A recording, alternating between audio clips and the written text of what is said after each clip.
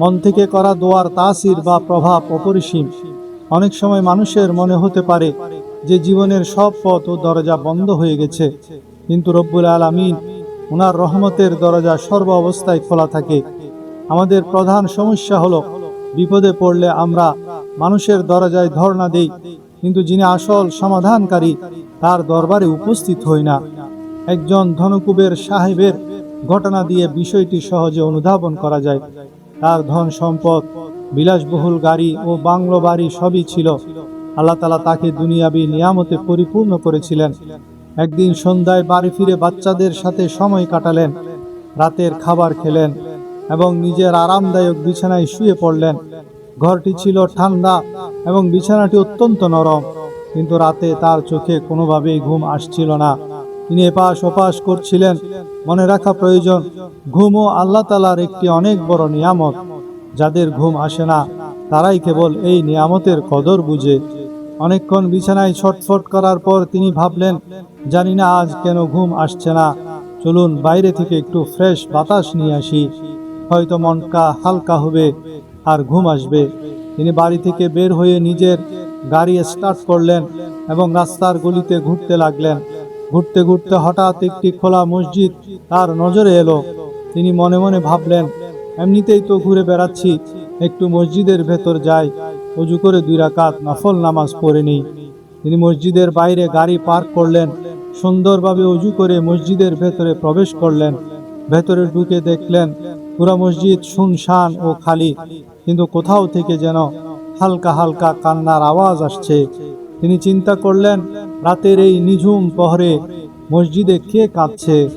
কাছে গিয়ে দেখলেন মসজিদের এক কোণে এক অত্যন্ত দরিদ্র লোক আল্লাহর বারগাহে হাত তুলে অঝোর ধারায় কাঁদছে এবং আকুতি জানিয়ে বলছে, হে আল্লাহ, আমার ছোট মেয়েটি ভীষণ অসুস্থ, ডাক্তার জরুরি অপারেশনের কথা বলেছেন, কিন্তু আমার মতো নিঃস্ব গরিবের কাছে তো কোনো টাকা নেই, আমি কোথা থেকে এত টাকা আনবো?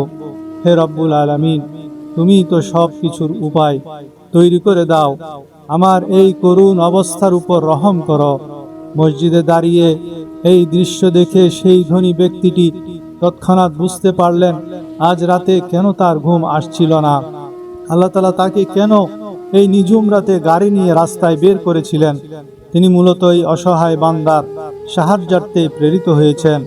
তিনি লোকটির কাছে গেলেন, পকেটে থাকা নগদ সব টাকা বের করে তার হাতে তুলে দিলেন এবং বললেন, ভাই, এই টাকাগুলো নিন এবং আমার বিজনেসের এই কার্ডটি রেখে দিন।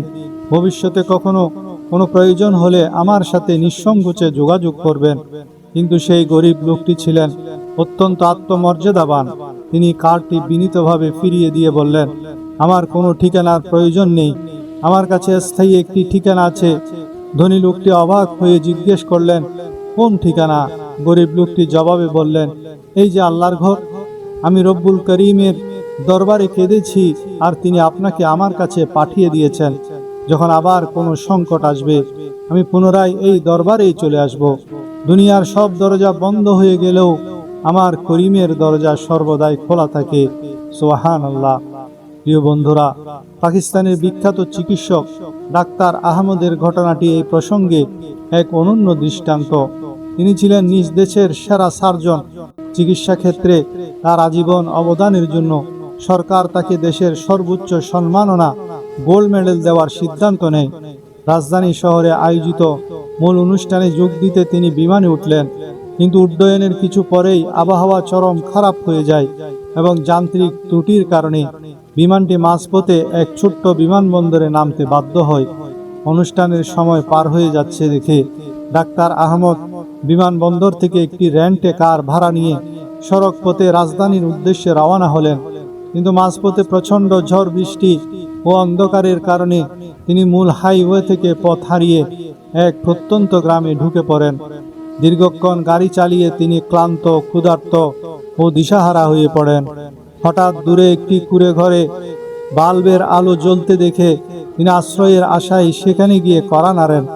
ভেতর থেকে এক বৃদ্ধা মহিলা দরজা খুলে তাকে পরম আদরে ভেতরে ডেকে নেন, পানি ও খাওয়ার ব্যবস্থা করেন।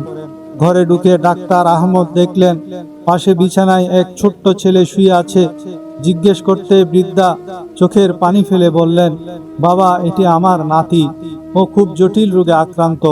গ্রামের ডাক্তাররা বলেছেন আমাদের দেশে নাকি ডাক্তার আহমদ নামে একজন বড় ডাক্তার আছেন, একমাত্র তিনিই এর অপারেশন করতে পারেন।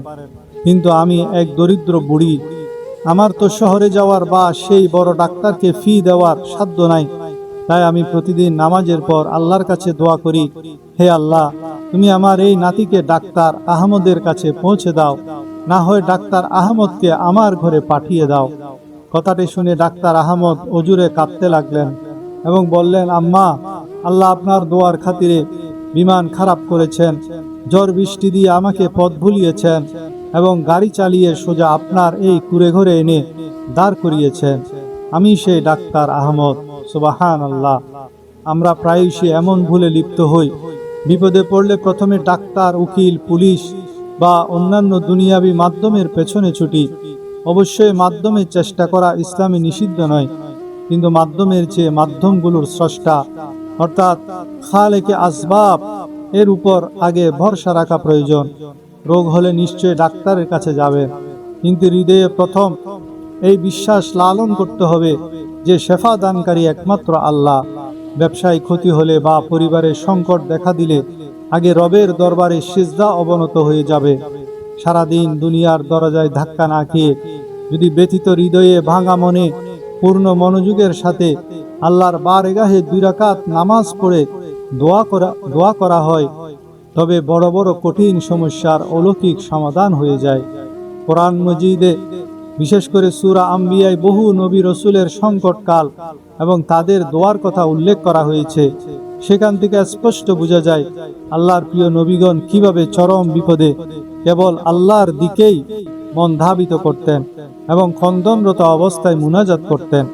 হযরত নূহ আলাইহিস সালাম, তিনি সুদীর্ঘ 950 বছর ধরে নিজের কওমকে এক আল্লাহর দিকে ডেকেছেন। এত দীর্ঘ সময়ে মাত্র কম বেশি 80 জন মানুষ ঈমান এনেছিলেন। কওমের লোকেরা তার উপর অমানবিক নির্যাতন চালাতো, গালিগালাজ করত, প্রহার করত। এত বাধা ও কষ্টের পরও তিনি দ্বীনের কাছ থেকে পিছিয়ে যাননি।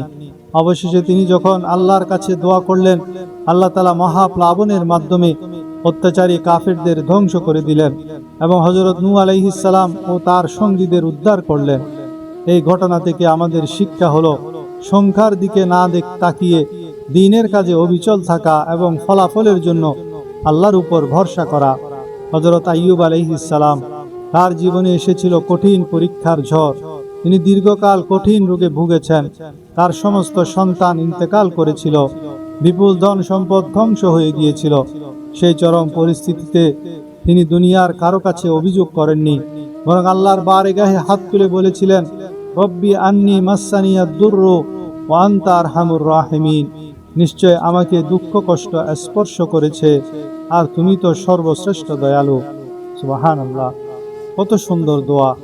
এটি এমন এক গ্রহণযোগ্য দোয়া যার বরকতে আল্লাহ তাআলা তাকে পূর্ণ সুস্থতা দান করেছিলেন এবং তার হারানো সমস্ত সম্পদ ও সন্তানাদি দ্বিগুণ হারে ফিরিয়ে দিয়েছিলেন। আমরাও যে কোনো এই ধরনের মুসিবতে পড়লে এই দোয়াটি পাঠ করতে পারি। হযরত জাকারিয়া আলাইহিস সালাম, তিনি বার্ধক্যে উপনীত হয়েছিলেন এবং তার স্ত্রী ছিলেন বন্ধ্যা।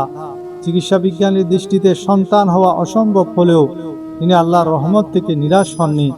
তিনি দোয়া করেছিলেন, রব্বি লা তাজারনি ফারদান ওয়া আনতা খায়রুল ওয়ারিসিন। হে আমার রব, আমাকে একা ছেড়ে দিও না, আর তুমিই তো সর্বশ্রেষ্ঠ ওয়ারিস। আল্লাহ তাআলা তার দোয়া কবুল করে তাকে হযরত ইয়াহিয়া আলাইহিস সালামের মতো গুণী পুত্র সন্তান দান করেন এবং তাকেও নবুয়তের মর্যাদায় ভূষিত করেন। যাদের সন্তান হয় না তারা এই দোয়াটি বেশি বেশি পড়তে পারেন।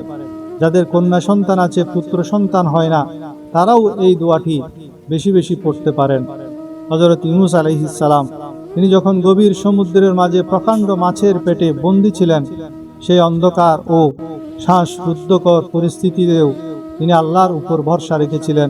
তিনি পাঠ করেছিলেন সেই বিখ্যাত দোয়া যাকে আমরা দোয়ায়ে ইউনূস বা আয়াতে করিমা বলি, লা ইলাহা ইল্লা আনতা সুবহানাকা ইন্নী কুনতু মিনাজ জালিমিন। এটি বিপদ কাটানোর এক মোক্ষম চাবি। এই দোয়ার বরকতে আল্লাহ তাকে মাছের পেট থেকে অলৌকিকভাবে রক্ষা করেছিলেন। আমরা প্রায়ই দুনিয়ার বাহ্যিক উপায়ের উপর অতিমাত্রায় নির্ভরশীল হয়ে পড়ি, অথচ মানুষ কখনো একাগ্র চিত্তে সাহায্য করতে পারে না। অনেক সময় মানুষ অন্যের বিপদে আনন্দ পায় বা উপহাস করে, কিন্তু আমাদের প্রতিপালক বান্দার দোষ ঢেকে রাখেন এবং সর্বাবস্থায় নিয়ামত বর্ষণ করেন। আল্লাহ তাআলা কেবল নেককারদের নন, বরং পরম করুণাময় হিসেবে গুনাহগারদের ডাকও শুনেন। ইতিহাস থেকে জানা যায়, এক অত্যাচারী অমুসলিম বাদশাহ শত্রুপক্ষের হাতে বন্দী হওয়ার পর তাকে তামার তৈরি এক বিশাল পাত্রে পুরে নিচে আগুন জ্বালিয়ে দেওয়া হয়েছিল। ডেক যখন গরম হয়ে শরীর ঝলসে যাচ্ছিল, তখন সে তার ভুয়া উপাস্যদের ডেকে কোনো সারা শব্দ পায়নি। মৃত্যুর মুখোমুখি দাঁড়িয়ে সে বুঝতে পারল এদের কোনো ক্ষমতা নেই। তখন সে পরম আকুতি নিয়ে মুসলমানদের রবকে ডেকে চিৎকার করে বলতে লাগলো, ইয়া আল্লাহ, ইয়া রহমান, আমাকে রক্ষা করো, এবং লা ইলাহা ইল্লাল্লাহ পাঠ করতে লাগলো। তার এই অকৃত্রিম আকুতি আল্লাহর দরবারে কবুল হলো। মুহূর্তের মধ্যে মুষলধারে বৃষ্টি নেমে আগুন নিভে গেল এবং প্রচণ্ড কালবৈশাখী ঝড় এসে রশি ছিঁড়ে সেই ডেকটিকে উড়িয়ে নিয়ে এক অমুসলিম কওমের এলাকায় ফেলে দিল।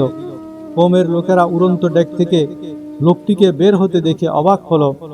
বাদশাহ তার রক্ষা পাওয়ার অলৌকিক ঘটনা বর্ণনা করতে পুরা কওমের মানুষ প্রভাবিত হয়ে কালিমা পড়ে মুসলমান হয়ে গেল।